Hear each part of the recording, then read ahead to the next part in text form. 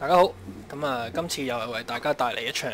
2v2嘅 PVP 啦。今次就係我帝國啦，唔係我係吸血鬼加埋盟友帝國，打對面就係帝國加埋混沌武士嘅。咁一撈入嚟嗰陣時，我見到呢個場就有啲特別啦，就係呢一個好大嘅冰洞。咁呢個冰洞係好明顯係唔可以過㗎啦，咁就令到成個場分開咗兩邊啦。呢一個窄口位同埋呢一個咁闊嘅平地啦。咁所以今次我嘅策略一開始就係想睇下可唔可以擺騎兵喺度，可以突襲對面呢一個側翼先。咁但係對面嘅混沌武士擺咗喺佢哋嘅左翼啦。咁佢哋就係擺咗兩支大炮喺度，想炸我哋嘅部隊。咁另外佢就擺咗啲騎士喺度防止我哋衝鋒，同我嘅想法係一樣嘅。咁呢，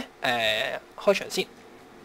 咁見到佢哋呢，其實個陣營嘅兵力係比起我哋係少好多嘅。咁佢哋係拉到好薄啦，個防線都拉到好長嘅。咁喺隨住戰事發展呢，佢哋好快就意識到自己個防線咁樣拉就太弱啦，好容易俾人衝散，佢哋縮翻埋嚟嘅。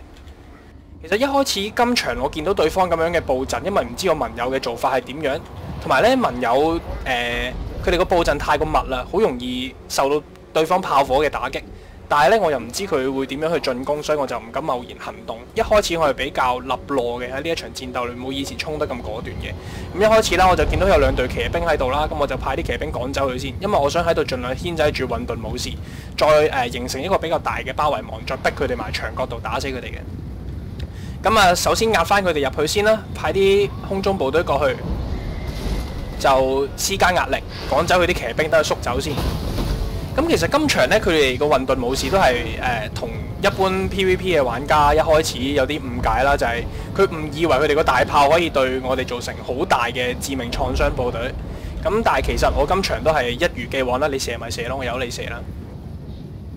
咁大家都見到，因為我知道如果我要硬衝過去呢，我呢度對我嚟講嘅騎兵係實在太不利啦，因為佢哋個陣營未散都係好好防守嘅。咁所以我直接將隊騎兵調咗去我自己嘅左翼嗰一度。咁就希望喺呢一邊開始我嘅進攻啦。咁大家都見到啦，我成個兵力呢就係向平原呢一邊推進嘅，大部分嘅兵力都係。咁淨係留低兩隊喪屍兵同埋兩隊重甲嘅呢一個墳墓守衛，就擺喺我嘅右翼作一個牽制嘅活動嘅啫。我啲飛龍都係留喺呢一邊，以防呢一度有啲咩突發情況太容易俾人衝散，所以我就擺咗喺呢一度先嘅暫時。不過隨住戰鬥嗰個演進，我就會將佢擺翻喺中間嗰度噶啦。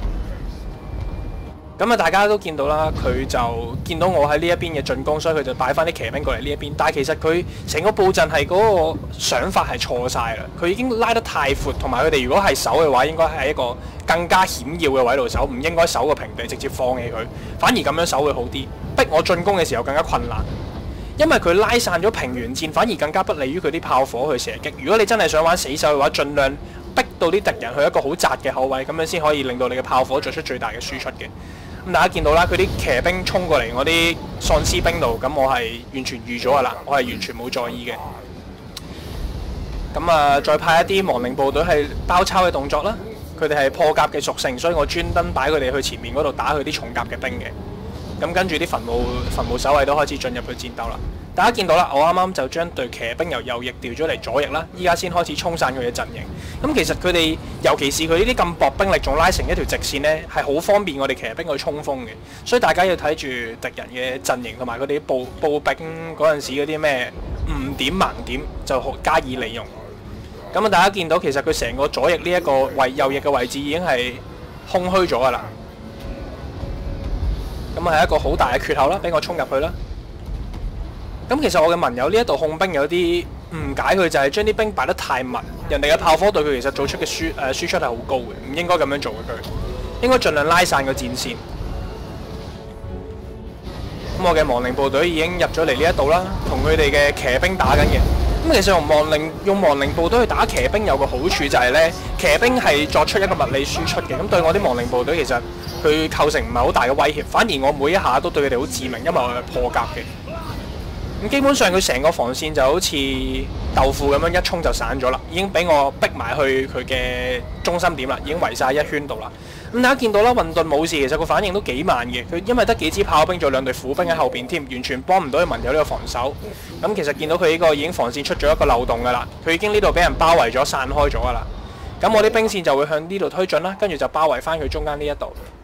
咁大家見到我啱啱兩隊喪屍兵再加兩隊墳墓守衛，其實已經牽制咗大部分嘅混沌武士喺佢嘅左翼呢一度，冇得去進攻或者防守㗎啦。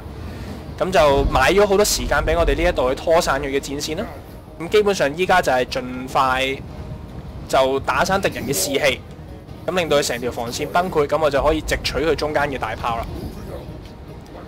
其實鑑於之前嗰幾次戰鬥，我有啲經驗就係盡量唔好派你嘅飛龍太早入去攻擊佢哋嘅大炮，因為唔知點解係條飛龍咧好容易條士氣一冇咧就係咁扣血，好似倒水咁倒嘅。當佢條士氣冇晒嘅時候，佢哋血都好似倒水咁樣倒嘅。所以就盡量唔好浪費咗我哋嘅飛龍啦，盡量擺翻喺度先。咁騎兵仍然喺出邊掃蕩一啲佢哋潰散士氣嘅兵力。咁注意一下喺PVP 嘅情況之下咧，呢啲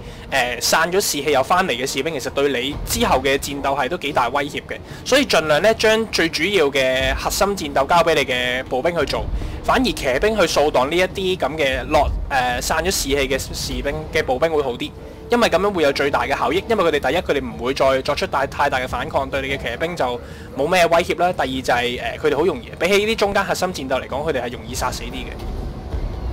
咁就我嘅騎兵我嘅飛龍就過咗去搞人哋嘅大炮啦，但係即刻你見到條士氣就冧得好快，係好危險嘅嗰條飛龍。我就夾硬用個法術去谷翻起佢條士氣咧，不過我都係決定要去撤退啦條血。佢本身俾步兵打係唔會扣得咁快，佢一格一格咁扣嘅，所以就盡量拉翻走佢啦。條飛龍係好緊要嘅，對於成場戰鬥，因為尤其是對吸血鬼種族呢，我哋冇遠程部隊，大部分都係近戰，所以我哋就更加需要多啲嘅飛龍，同埋多啲空中部隊，甚至係騎兵去掩護我哋成個戰局。咁啊，大家都見到啦，佢成條戰線已經俾佢哋拖散晒㗎啦。咁逼埋去呢一度，剩翻少少大炮同埋少少嘅虎兵。咁對我哋嚟講都構成唔到威脅㗎啦，我哋可以快過完成呢一場戰鬥。咁去到依家差唔多係打咗成4分鐘到5分鐘嘅時間啦。咁佢嘅混沌武士先至清晒我隊墳墓騎士加埋2隊喪屍兵。咁其實佢哋買翻嚟嘅時間係好寶貴嘅，對於我哋成場戰線嚟講。咁就我哋已經完全係擊潰咗佢嘅防線啦。咁逼埋佢哋呢一邊係冇得走㗎啦。佢哋嘅大炮都冇一個好好嘅輸出位置。咁佢哋今場嘅錯誤就係佢哋將條防線拉得太長，反而應該更加密。因為呢一個場我一睇到嘅時候就已經同過往嘅場好唔一樣，佢哋就係咁細，騎兵如果跑到嚟呢度可能淨係需要5秒鐘，或者過到去我嘅左翼支援都可能係幾秒鐘嘅時間。咁尤其是咁細嘅場呢，係更加有利於你自己去防守嘅，因為人哋冇太多走位嘅空間。所以如果我係佢哋嘅話，佢哋索性死守呢一角，混沌武士守呢一排，帝國就守呢一排。咁樣就已經好足夠啦，用佢爭取時間俾佢哋大炮輸出。不過好明顯佢哋今場係冇咁做嘅。咁就我哋跟住就快過啦。